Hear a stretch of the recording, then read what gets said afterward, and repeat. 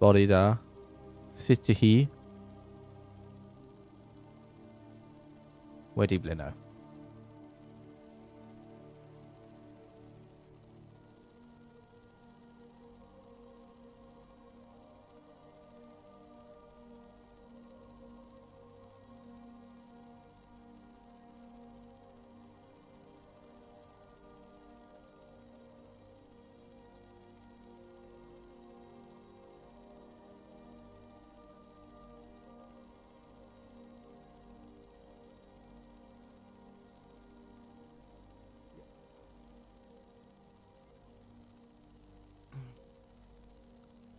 Okay. That sounds all fine and golden. Hello, everyone. Welcome to the live stream, Books on the Early History of Wales. The premise of this video is basically, or this live stream, is to go over the books that I used for the early history of Wales and some of the things I found interesting and things I didn't include, and basically reviewing them in lovely details. Hopefully the audio is coming through fine, better than the last live stream, because we didn't come through properly because I have a new microphone set up and I didn't set it up properly, but I hopefully have now. So we can go into it. So these are the sources, the physical sources. I had some online sources as well, but these are the physical sources I used to make the series. Now, some of them are recognizable. I'm sure everyone can recognize the Anglo-Saxon Chronicles and the St. Gildas book as well, but then there are some ones you might not see in there or have seen. One thing I want to just immediately clear up: in the first episode of the History of Wales, I made a slight error in the terms of the word Welsh, or where it came from, because two of my sources essentially contradicted each other. So I'm going to read through the Welsh Kings, which is the one on the right-hand side, page 10, and then A History of Wales by John Davies, page 69. Oh, actually, why is that? Oh, I don't think it matters.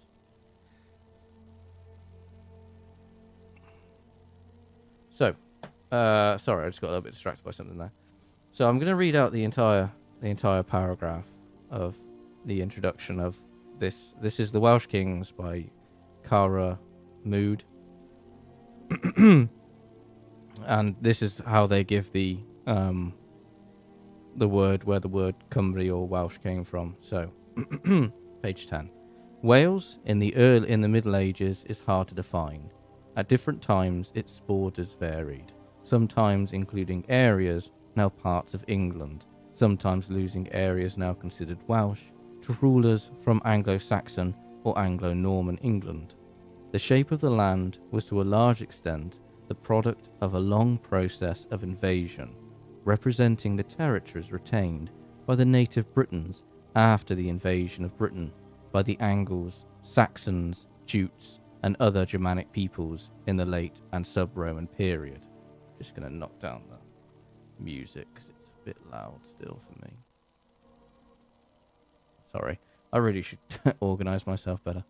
Right, where was I? So that's the first paragraph. Where were we? Okay, here we go. Even the words Wales and Welsh are not the products of native speech. They are coined by these Germanic neighbours, Anglo-Saxons, Wellis and Wallask, meaning foreigner, in many early centuries. The Welsh wrote of themselves as Britons, remembering their origins as the dominant native people of the island of Britain, speaking a common tongue and possessing a common history and cultural heritage. From the 7th century, another word, Cymru, from the old Welsh word Cymrogi, compatriots, came into use, and from the 12th century would become the dominant native term. For all of this, however, Wales was not a single unified political entity. So that gives a very brief explanation of the Welsh, of where the word Welsh comes from. Now I'm going to read page 69 of John Davies', which gives a slightly different answer. And you can see where the confusion potentially came from, or at least it came from for me. So this is page where it starts, the last paragraph on page 68, right down at the bottom. It is possible that the earliest poems in Welsh were composed before the adoption of the word Cymru. The heroes of Arwen and Testyn were Britons, but a praise poem to Cadwallon, probably written around 633 AD, contains the line, it's in Welsh, Cadwallon, basically a line of the poem. The poem was referring to the country rather than the people. The word Cymru and Cymrae, the Welsh people, were both spelled with a C or K until about 1560. Initially, the word undoubtedly referred to the Old North as well as to Wales, for it survived today in Cumbria, the heart of the old kingdom of Reged. The word Cymru evolved from the Brythonic word Cymrogi, fellow countryman, and its adoption suggests a deepening sense of self-awareness among the Britons. Although the author used the word Cymru or Cymro 15 times, it only gradually came to oust the word Brython. That was the favourite word of the author of the Brute. His entry for 1116 is the first to mention the Cymru, and it was not until the year after 1100 that Cymru became as usual as Brythonic in the word of the poet. To Ninus, his compatriots were civs, citizens, Romans, therefore, and there is an echo of Romanization in the word used by the Saxons to denote the Britons. It is often claimed that the word Welsh is a contemporary word used by the Germanic-speaking people to describe foreigners. This is where it changes. Yet a glance at a dictionary or any of the Teutonic languages will show that it is not its only meaning. Welsh was not used by Germanic speakers to describe people living to the east of them. To the English, Welsstod meant an interpreter, but they had different word for a translator from Danish. It would appear that Welsh meant not so much foreigners as people who had been Romanized. Other versions of the word may be found along the borders of the empire, the Walloons of Belgium, and words and more Welsh of Romania. So yeah, so that's where I got slightly mixed up in my Wellas and Wellas meaning foreigner. But that was just the one error or major error I thought that I wanted to get out the way first. So, if there are any issues with the audio, please just shout and scream at me if there are. Ugh.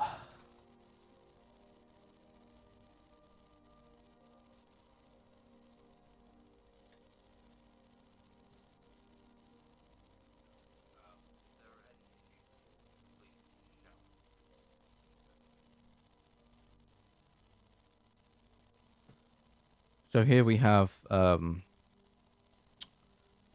new map I've drawn of basically roughly about 550 to 600 AD, showing the emergence of the Anglo-Saxons coming into Britain, and then the Welsh or Britons in blue, and then the Picts and the Scoti in a mixture of like light green, and then obviously the Irish. And then we have this one here, which I used in one of the earlier episodes to show off the Germanics slowly coming in to the Britons. Again, this was one of the first maps I've drawn, although I probably would fix this up because it's not 100% fantastic. But yes. So, for the most part, I used the history of Wales, Wales' history of the nation. The majority of them I used until I got to certain periods, like the Vikings. Obviously, I used those 2 books plus some online sources. The Anglo-Saxon Chronicles I didn't use until, I think, at least the 4th episode. But they were still helpful in getting events from Wales, along with the Welsh Chronicles, which you can read online.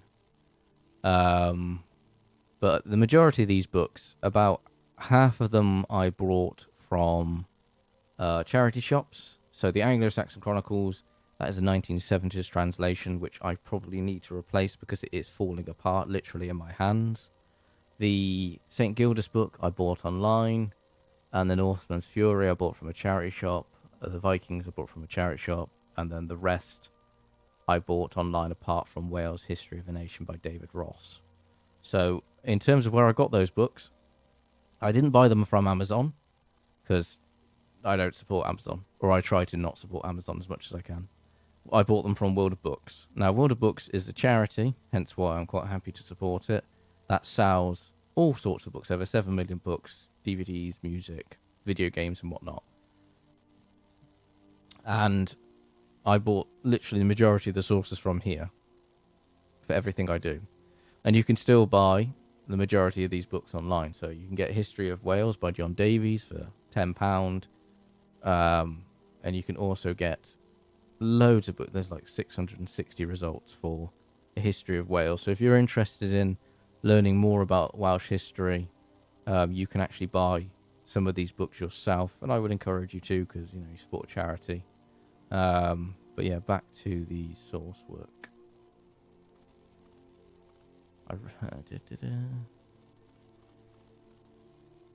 So the St. Gildas one was interesting to read. The problem I found with Gildas is, that he really does like to rant and rave. I mean, I'll read this short paragraph from page 8, paragraph 5. For when the rulers of Rome had obtained the empire of the world, subdued all the neighbouring nations and islands towards the east, and strengthened their renown by the first peace which they made with the Parthians who bordered on India, there was general cessation from war throughout the whole world. The fierce flame which they kindled could not be extinguished or checked by the western ocean, but passing beyond the sea, imposed submission upon our island without resistance, and entirely reduced to obedience its unwarlike but faithless people, not so much by fire and sword and warlike engines, like other nations, but threats alone and menace of judgments, frowning on the conscience, whilst terror penetrates to their heart. So, already there are some wrong things there, like Britain, or the tribes in Britain didn't just suddenly roll over to the Romans. They resisted them for quite a long time. I mean, there's Caraticus, who resisted the Romans for ages. So, yeah. Gildas's book is good. I'd highly recommend it. It's not a very long book. It's only about 100 pages. But it's a decent book. And it's useful because obviously he's really the only contemporary... Well, he's not really a chronicler, but he's the only source really we have around this period. But yeah, the Kings and Queens of Wales by Timothy Venning, the one on the right-hand corner, that one's quite interesting because... And I really like this book because it basically breaks it down in terms of the kingdoms. And another really cool thing it has in it, which I really was super duper helpful for me, was it has a genealogical list of the rulers of each kingdom. So you can read through it, and like we can look at the rulers of North Wales, for example, from the earliest king, Canada, obviously, if you remember him, all the way up until the kingdom essential conquest by Edward I of England. But a lot of these names are like just names. There's no other dates for them, and there's just, you look at the dates of death, for example, and there's just question marks, question marks, question marks. So it is a great book because it was really helpful in looking at some of the kings of there, and it goes into like the Deheubarth, Glamorgan, all of that as well. Unfortunately, I actually spilt a pint of water on this book, so I've actually damaged it. It's not like ineligible, but it's just the books are a bit, the pages are a bit crinkly now, but it's fine. As for the history of Wales, this was perhaps my favourite source to use. This one by John Davies, the one on the left-hand side. This one was my favourite because it not only has the early history of Wales, but it goes right up until the 2000s, like 2001, right up until the creation of the Welsh Parliament.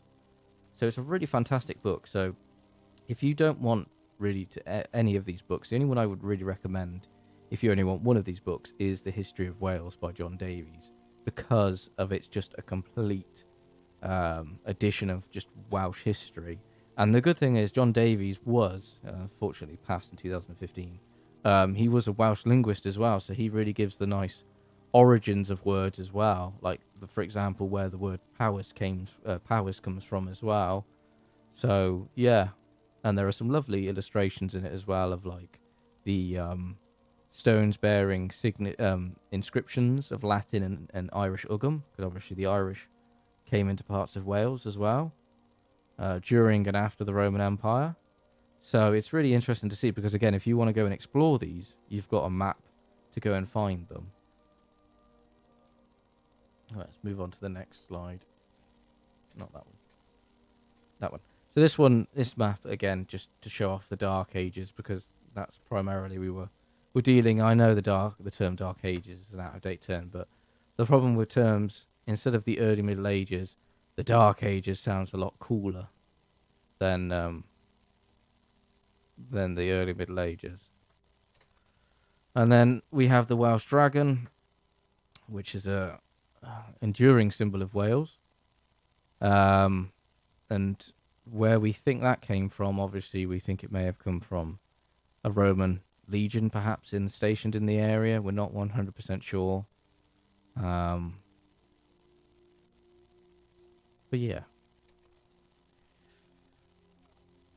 Ah, yes. And one other thing was the plague of Justinian in Wales. Now, that was quite a difficult one to research, because a lot of the sources I used sort of just glossed over it. So I had to rely on some academic papers and some news articles basically listing sites in England where they found plague victims of Justinian. But the Welsh sources, the Welsh annuals, do mention about the plague of Justinian in Wales. And I'd like to do a bigger episode of the whole of the plague of Justinian in Wales, but I need to get decent sources for it. Because I want to cover modern-day Scotland, modern-day England, and parts of Ireland, but I don't know if there's much about the plague of Justinian in Ireland. Let's see. Just trying to quickly find something about the plague in here. I'm winging this, by the way. I haven't really made much of a lesson plan. I just thought I'd just generally talk about the history of Wales books off the top of my head and my thoughts and feelings on them when I was making the episodes. If you've got any questions, fire away in the chat. I've got it open so I can read it. Just trying to quickly find something.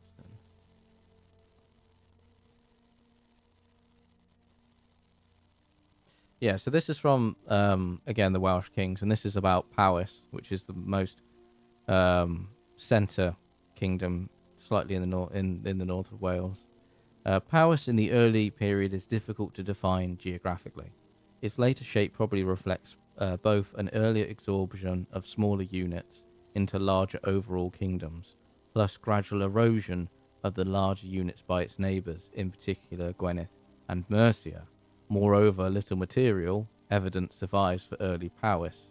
Yeah, yeah. If you've watched the History of Wales video, you know I constantly make reference to we don't know for sure. We don't have a lot of information, and it's even in the sources I read where they're like, we don't have much, and the written evidence is confused, sometimes contradictory, and shows later manipulation to the deterrent of Powys by writers working in the interest of later rulers of Gwynedd and Dyfed.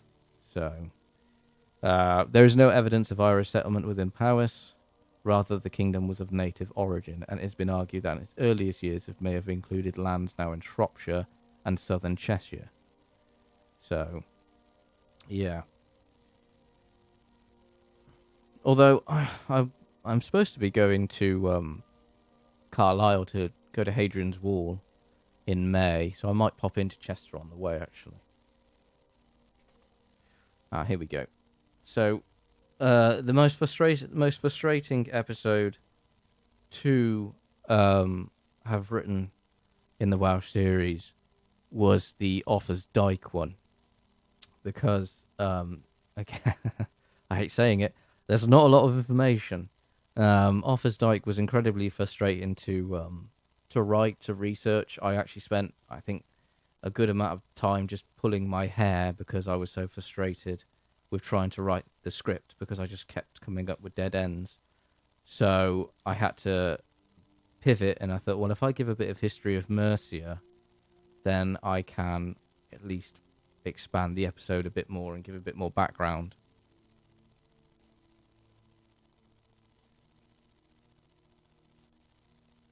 But perhaps the funnest episode to write was the Welsh Saints.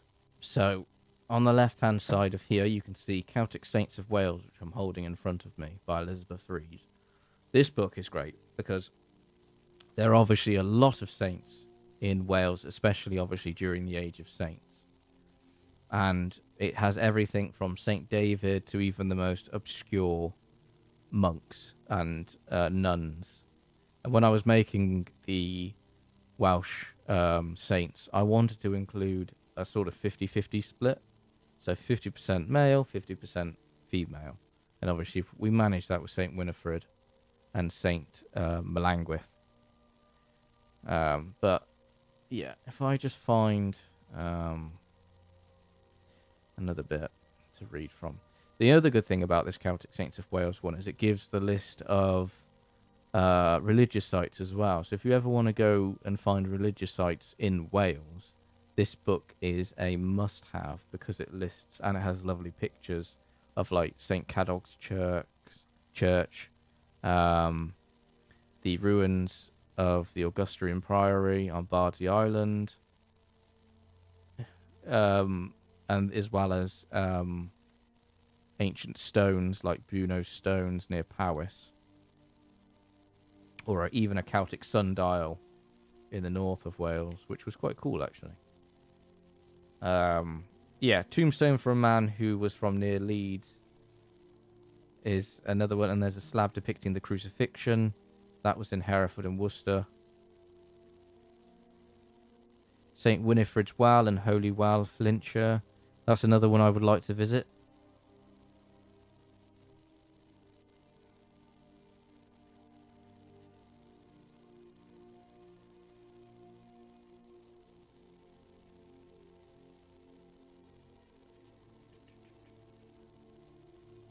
Just trying to find a bit I haven't actually read from. You know, I have read this book.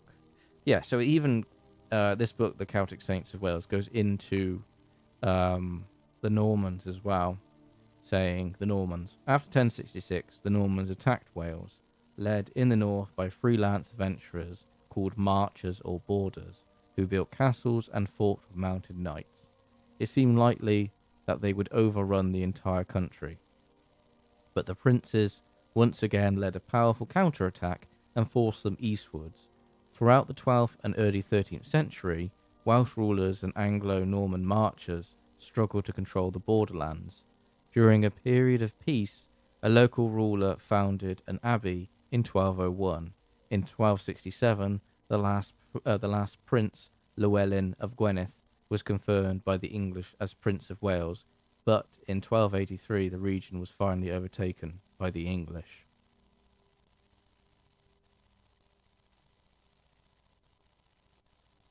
Yeah, and there's loads of different ones about monks here. One thing you'll find is a lot of them are related to royalty, like Saint David.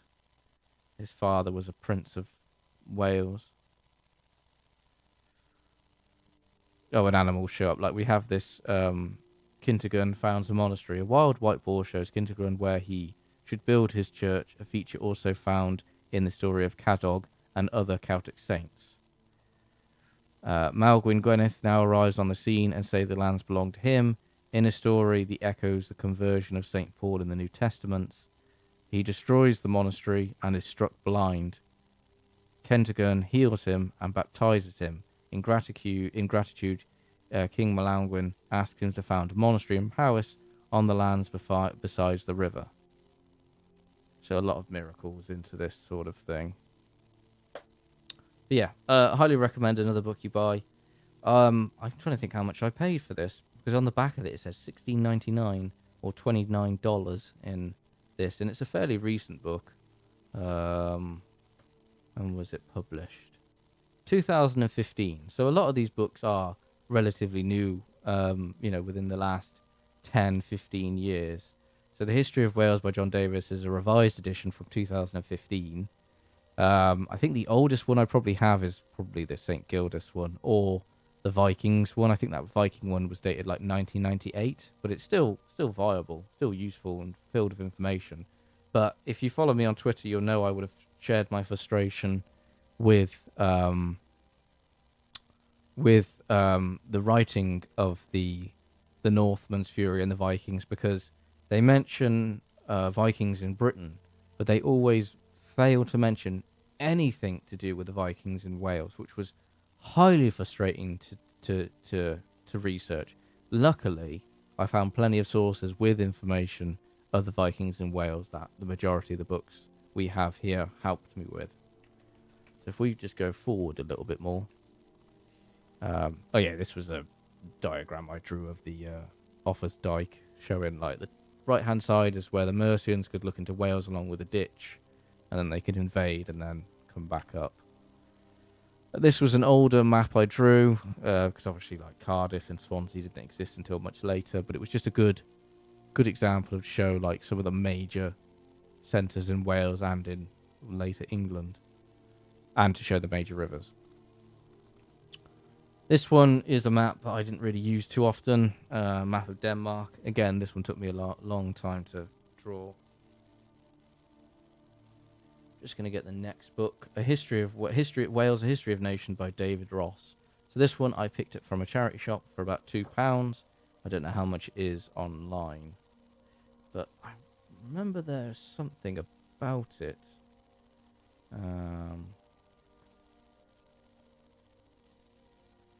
Yeah, because this book, Wales, A History of a Nation by David Ross, starts off in 1405 during the height of Owen Glendower's reign in Wales as Prince of Wales.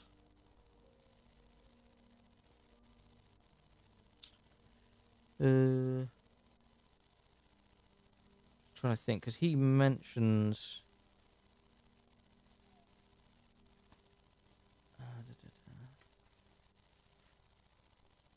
Should have saved bookmarks for these, to be honest. My bad. It's a good thing I'm not an actual lecturer.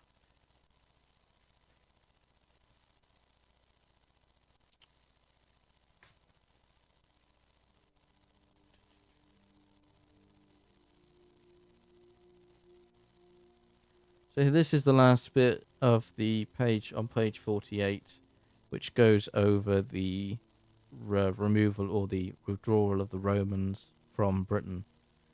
So here we go. In actual, the provinces were of their own. The writer Zosimus records of this period, the barbarians across the Rhine attacked everywhere with all their power and brought the inhabitants of Britain and some of the nation of Gaul to the point of revolting from Roman rule and living on their own. No longer obedient to Roman laws, the Britons took up arms and began braving dangers for their own independence. Freed from their cities from the barbarians threatening them, the revolt from the Roman rule probably reflects the desperation of people still led by imperial officials, but with no support from imperial resources. Honorius himself recognized the position in 411 by advising the British towns to look to their own defences.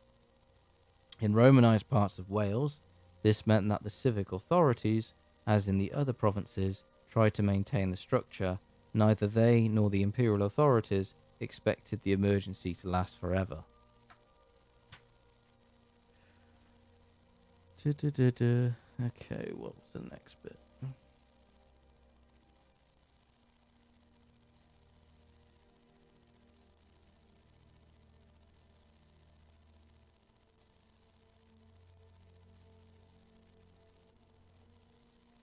Trying to find it.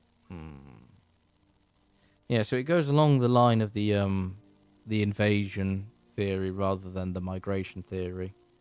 So when I was writing it, like I had two thoughts to go down. I could either, I mean, I mentioned them both, but my personal opinion is it was a gradual migration because one thing that's not really considered in terms of the migration into Britain from the Germanic tribes is how much the plague of Justinian impacted that migration. Um, so again, something that needs to be further researched, which I would love to see. Because, you know, we got the typical story of Hengist and Horsa.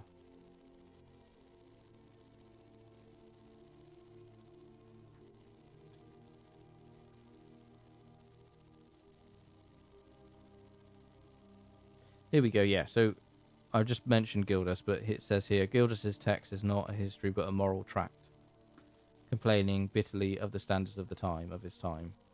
I mean, when I did the Five Kings by Gildas, I basically just used that as the primary source because he's the only one who mentions it. And then a lot of the books I'm using as secondary sources referred to that, but obviously it's better to just read it from the primary source. Oh. Here we go. So when we go up to the Vikings, in one section they called Wales Bretland.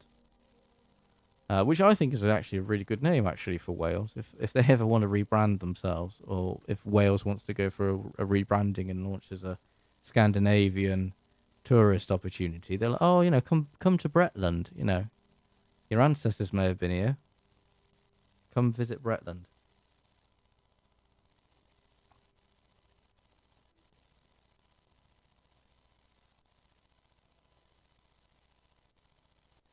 Of course, when it came to the Vikings, one thing I haven't actually done is I haven't taken any pictures of the books because obviously, like, I've taken pictures obviously of the front covers, but I didn't want to take any pictures of the books that I'm reading from because of copyright issues.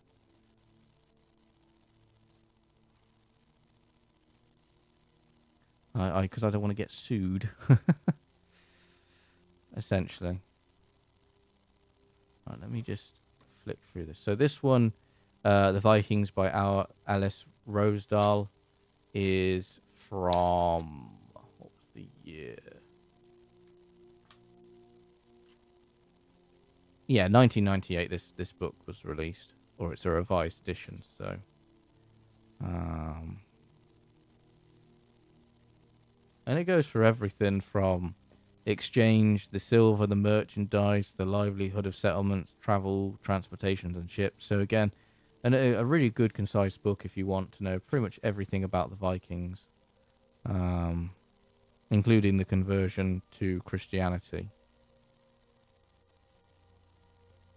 But yeah, looking at it, there's a subsection called The Expansion, with chapters from page 187. Background and beginnings, the mainland of Western Europe, Scotland and the Isle of Man, Ireland, the Vikings in Ireland, England, exploitation, conquest and settlement, and then Canute the Great and onwards. And then it completely skips Wales and just goes straight to Iceland. Doesn't mention. I mean, it was so frustrating when I was reading this that it goes over every other nation in Britain. But then it skips Wales, and I was like, oh, goodness gracious me. So if we just go to one bit of it. Yeah. Okay, 210. If we look at that.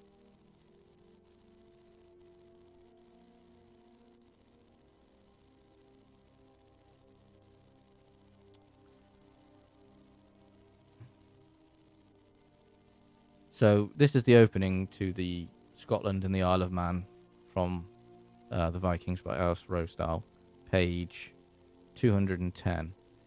Many of the Vikings who raided Lindisfarne, Iona, and other places along the coast of northern England, Scotland, and Ireland at the end of the 8th century must have travelled via the Shetlands and the Orkneys, since these islands were on the route from Norway. The journey to Shetland from the west coast of Norway took about 24 hours with a reasonable wind.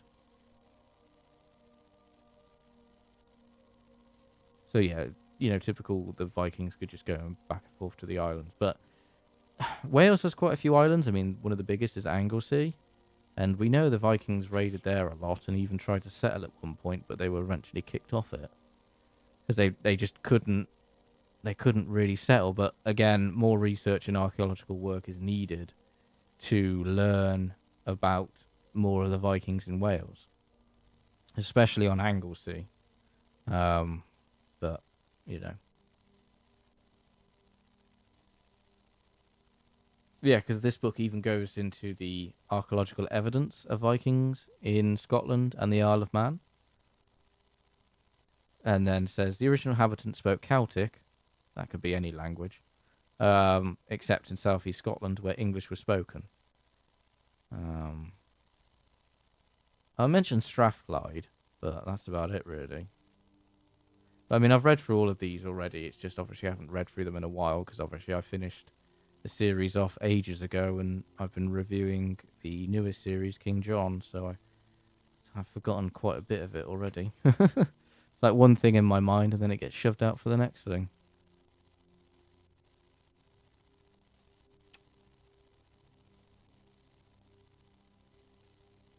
Yeah, anyway, moving on. So we talked about the Vikings, but then we also haven't really mentioned some of the kingdoms in Wales. And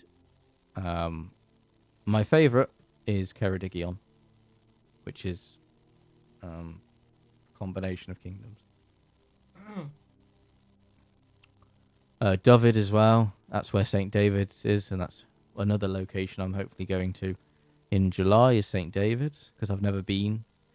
And I want to get some stock footage there, because it's a nice area. But my favourite place in Wales is Tenby, of course. But yeah, drawing this map was quite easy. Again, I just used the scales from some of the books here, because a lot of them have really good diagrams. Mainly the John Davies ones. That one was pretty helpful in terms of looking at the regions that needed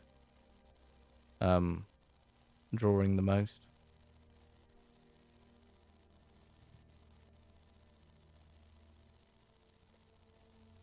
And then those three kingdoms just underneath power, so they're sub-kingdoms.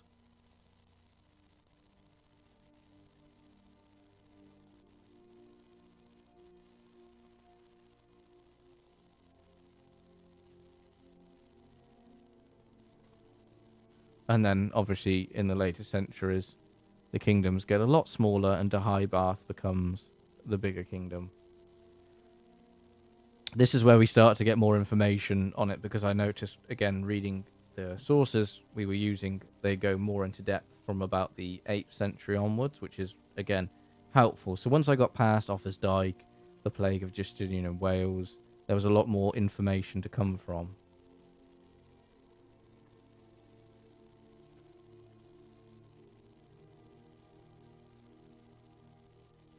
Yeah, so this is again from page 96 of John Davies' The History of Wales. The Northmen attacked Anglesey in 993. In 997, they came in to host the banks of the Severn, and in 999, they attacked St. David, killing the bishop there. Yeah, St. David really got sacked a lot. For, like, where it was supposed to be built, it was said to, hide from pirates. It got sacked God knows the amount of times. So much so, it was even abandoned at one point, I think.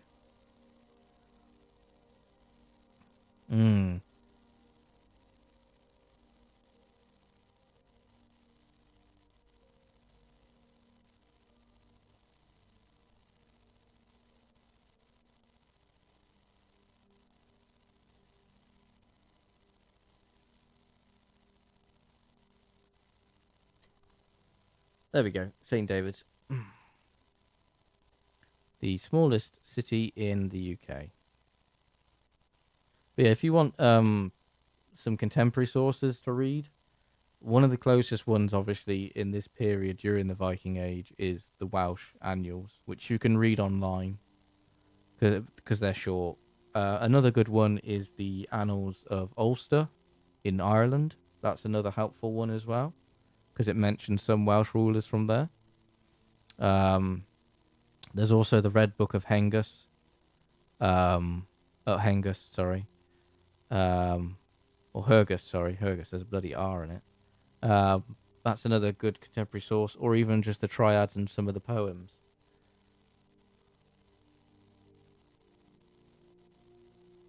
But yeah, St. David's is supposed to be the second holiest place in the world, according to one pope.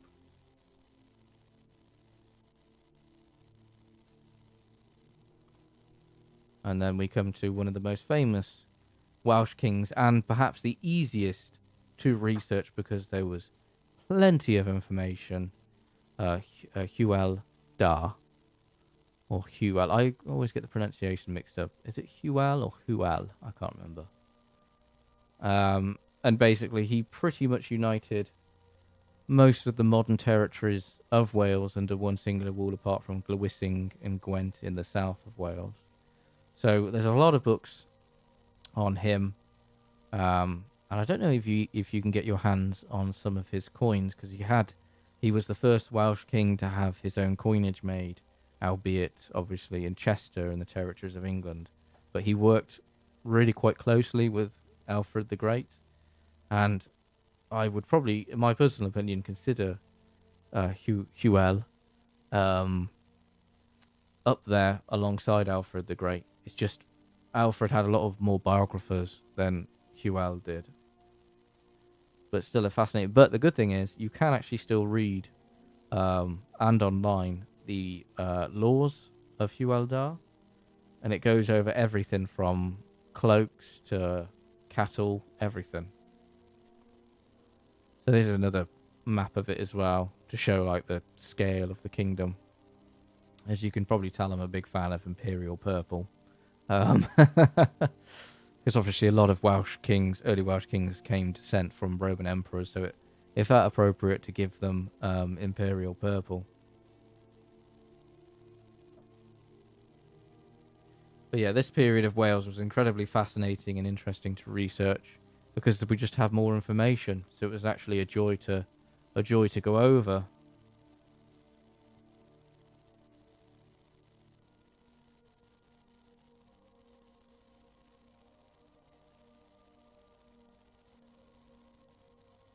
So I'm just trying to find a interesting bit. Yeah, I did include Offa's Dyke on this one because I didn't want to draw it.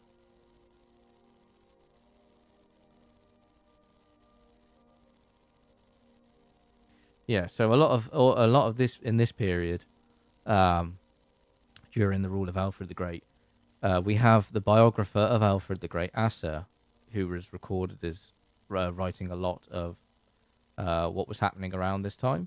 And the great thing about Asa is he's Welsh. He was Welsh, and he basically writes after the death of Rhodri the Great, one of the first kings to unite a good chunk of Wales, that Dyfed and Brycheiniog feared the power of the sons of Rhodri, while the rulers of Gwent and Glywysing were threatened by Ethelred, Earl of Mercia. When Alfred came to the throne in 871, the whole of England, apart from the southern rim of Wessex, was in the hands of the Danes. But as a result of his success against them, Alfred came to enjoy great power and renown. Asa states that the smaller rulers of Wales asked him for their patronage, and that Rhodri, anruled at Rhodri, king of Gwynedd, and Powys followed their example, abandoning his alliance with the Danish kingdom of York. So, to combat the threat of the growing power of Wessex, allegedly the sons of Rhodri tried to ally with the Danes, but in this time when it was, you don't know which Vikings you were dealing with, it may have made more sense to ally with an ally who was at least of the same religion as you, so you have that bonds. Right, let's move on to the next one. And of course, another image of the Welsh dragon. Didn't take me too long to draw, actually. It was actually quite fun to draw. And I think that's it. Yes, it is. So, now that I've gone over the majority of the sources, I think... Oh, yeah, I haven't gone over the Anglo-Saxon Chronicles. I mean, if you know your history, you know what the Anglo-Saxon Chronicles is. Oh, crap. Yeah, see my... I just opened up a page of it, and yeah, already a page has just fallen out of it, so... I really need to get a new version of the Anglo-Saxon Chronicles. It is literally falling apart. So the last time I used the Anglo-Saxon Chronicles was in, what was the year? 921, which is page 101, which states, in this year before Easter, King Edward had a fortress at Towcester occupied and fortified. Then afterwards, in the same year, had the fortress built there. So just very basic stuff.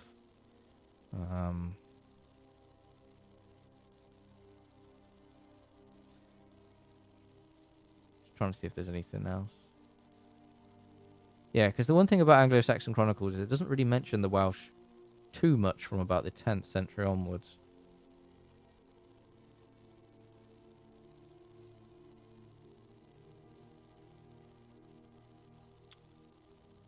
Oh, here we go. 924. In this year, King Edward was accepted as father and lord by the king of the Scots and his people. Also by the king of Strathclyde, Welsh, and all his subjects. Yeah, that's the one thing that was frustrating, was some of the Welsh kingdoms capitulated towards some of the English kings, but there's just no record of what the agreement was or what happened, and that was incredibly frustrating to try and find out, because there's nothing. Now I'm just going to go over one of the online sources that I used for the history of Wales, and it is a research framework for the archaeology of Wales. Again, this source was incredibly helpful during the super duper early period from about 400 to 600 AD, because it was archaeological work. So, and what's cool is, because this is online, you all can read it. So, in fact, let me just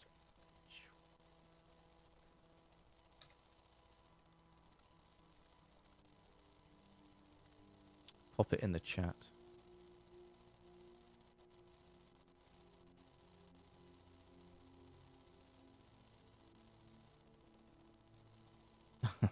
Oh, you like history, name every person. Okay, hold on a second. Caesar, Augustus, Jesus Christ, Julius Iscariot, Steve, Tim, Jonathan, Muhammad, Seleucid, Cleopatra. I'm joking. Anyway, where was I? Sorry, I got distracted by the comments there. Right, research for the framework of archaeology of Wales. So again, you can all read this. This is 100% free. There's no paywall. It's fantastic. And it was really helpful in the early days of writing the script, because it has everything I needed. So you can browse by documents, browse by theme, and browse by area.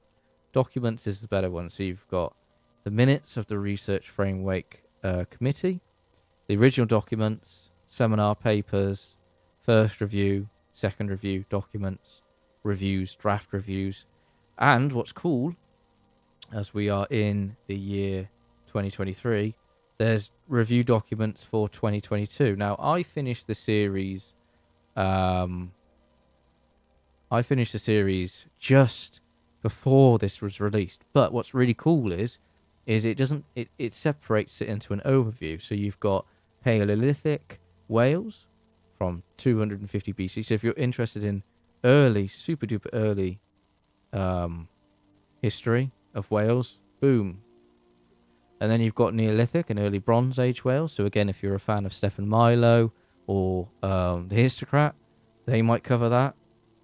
But this is 2022, so you can go to 2016, and there are loads of review documents here. And if you want to read the original documents, you can read them here. So again, free online sources. I'd highly recommend you all read that. Let me just have a sip of my drink.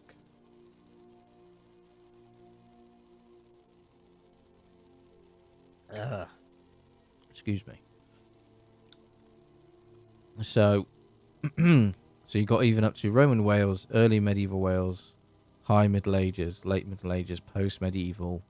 And then if you're interested in modern Wales, or, as it's happening more and more, climate change, climate adaptation as well, because obviously With climate change, historical sites are more at risk than ever before.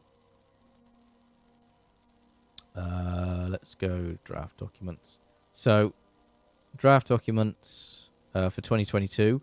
There is one now for early medieval Wales, which is great. And there's also a bibliography, so you can read that as well. So further research if you want to look into it. But yeah, this is the research for 2022. I haven't actually read this yet. I'm not going to read the whole thing because it's only 19 pages, but I'd rather you guys go and read it yourself because you'll have a different interpretation to me. But I'll read, I'll just read the summary. So you've got a summary.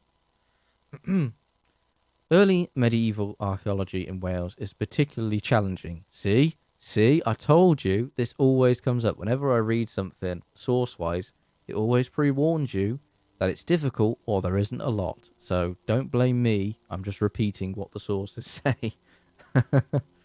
There is little diagnostic material culture and comparatively few sites have been identified and excavated. Surprise, surprise. Nevertheless, the period saw the last review has witnessed significant advances in knowledges.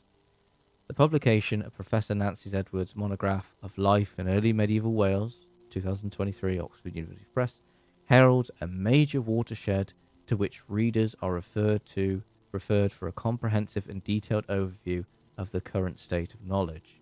This revision of the research framework offers an opportunity to reevaluate its content, structure, and scope. The fundamental issues that were set out in the 3 earlier versions of this research framework are still relevant. Basically, what they're referring to there is basically how most excavations are developer-driven, not community or grants research. So you'll probably see it more with the railway line being built, like HS2. They found a lot of like Roman stuff, but because they've cut it going into Wales, Wales has lost the opportunity, which is a load of shit, really. But never mind. The fundamental issues are still relevant. Thus, key research priorities remain the identification and investigation of settlements, cerematics, and ecclesiastical sites, improvement of chronological frameworks, analysis of artifacts, paleo-environmental and archaeological data, the further of understanding of power and authority. There you go. Because, again, monastic sites may have had a lot of authority in Wales. And also the development of understanding our frontiers and dike systems. Let's go! Dike systems. More on Offa's dike. Let's solve this bitch. If I ever became a billionaire, that is the one thing I am financing. I am hiring a shitload of archaeologists and I am digging up the entirety of Offa's dike within reason. Because, it was frustrating to write that bloody episode. Sorry. The failure to significantly address and move on from these priorities demonstrates the severity of the challenges to the realization of research potential for the early medieval period in Wales. In light of this, and the fact that Professor Edwards' monograph offers an up-to-date synthesis of the archaeological of the period, this revision of the framework aims to set priorities that will facilitate and maximize opportunities for research, funding, and collaboration. This document consists 9 overarching themes, working better together, maximizing fieldwork potential, improving resources, sharing knowledge, improving and refining chronological, landscape perspectives on sites, monuments, social and economic processes, artifacts and ecofacts, biofacts analysis, burials, power and authority. Basically, loads of stuff. So I would highly all recommend that you all read this because it will add more insight into what I've basically created. Because I can understand if you don't want to read it straight away after watching a 2-hour documentary. I fully understand that. But if you want more, because obviously this came out after the video, so there's stuff in here that might actually make the stuff I put in my video already out of date. So, but yeah, so I'm quite happy with that history of Wales video. It was a joy to make, because my grandfather as well. She's originally from Swansea, so that's who the dedication is at the start of the video. If you didn't know, because one of my earliest memories of medieval history was being taken to some of the old Welsh castles in Wales. Because obviously Wales has a lot of castles, because obviously they were built by Edward the First of England and his successors to basically, contain any Welsh revolt or contain the people of Wales. Which, is another topic of conversation to be discussed at a later date. I would like to cover the English invasion of Wales. I think that would be quite an interesting one to do. So, but yeah. Right. What else was there I was going to discuss? I think that's it, to be honest with you. I think that's everything I wanted to go over. I mean, again, if you want to get some of these books, you can get them all pretty much from World of Books. If you live in the US, they do, I'm sure they do shipping for orders over $10. I mean, I personally prefer non-fiction, not historical fiction. But even like for my latest series on King John, there's plenty of books on King John. So there's Mark Morris's, which we have. There's that one we have by Stephen Church. There's loads of books on different subjects. And they even have a best-selling fiction section as well.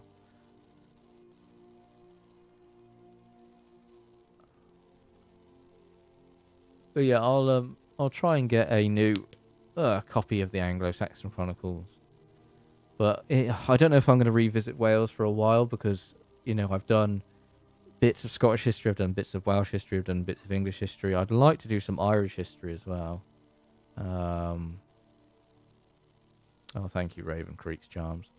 I mean, again, if you want a decent... just ignore my terrible taste in videos. If you want a decent video on early Irish history, highly recommend Ireland and the Druids by the Histocrat. And yeah. There's a lot of good channels here that you can see I follow. But yeah, I do plan to cover Irish history. I mean, I am covering King John in Ireland. That'll be an episode in the future. It's just, I'm trying to think of a good topic to cover in Irish history. So yeah. But yeah, any questions now, just feel free to pop them in the chat. If you've got any questions about the history of Wales yourself or the video making process, I'll wait for a minute, because my voice is starting to go, because unfortunately when I do these live streams I end up becoming a bit of a blubbermouth. In fact, I've not actually looked at the chat. You're the greatest historian in the world. History. Oh, thank you, the big one. Thank you for the stream. I hope to learn from your wisdom. I wouldn't call myself wisdom. I'm just an idiot who likes to read. Love your content. Hearts from Ireland. Yeah, boy, we love Ireland here. Question: what's the best book on history? Oh God. What is the best book on history? The Bible? I don't know. No, not the Bible. That's not history. It's make-believe. I suppose some of the ancient Greeks. It depends on what you prefer. If I had to suggest one history book, it depends on the period. Obviously, if you want the best history book of Wales, The History of Wales by John Davies is a good one to get. But then also The Kings and Queens of Wales by Timothy Venning, fantastic book as well. The Welsh Kings by Cara Mood, really nice book to read as well. A lot of great information in there. But I would say one of the most enjoyable books I've read of this is the Celtic Saints of Wales. Really, really good book. Really, really enjoyed it.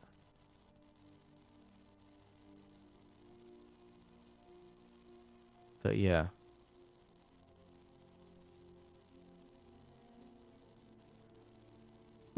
Well, I will probably leave it there because I've talked about all the books now and it's been an hour, so I think that's a good tipping off point. So thank you all for joining me. I might do the history books I use for the Anarchy series because if people would like to see that, let me know. And yeah, I'm going to go back to working on the next video now.